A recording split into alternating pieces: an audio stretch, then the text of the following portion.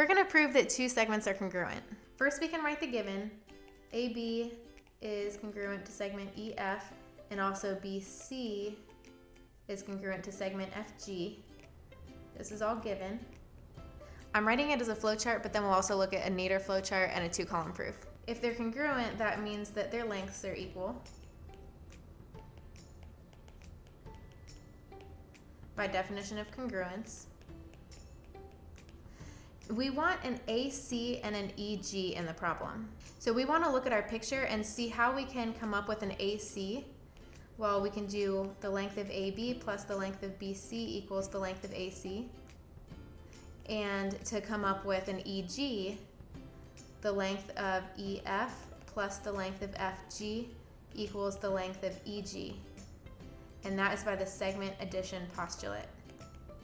Now I'm going to underline what we need. We want to end up with the AC and the EG in the same equation.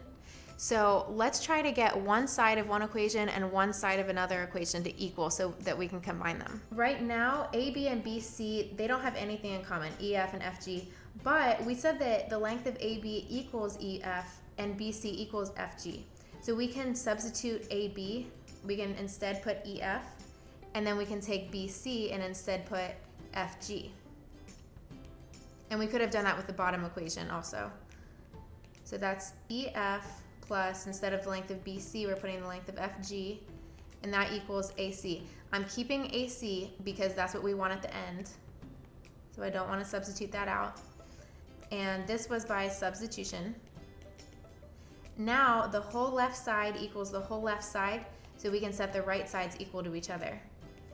The length of AC equals the length of EG.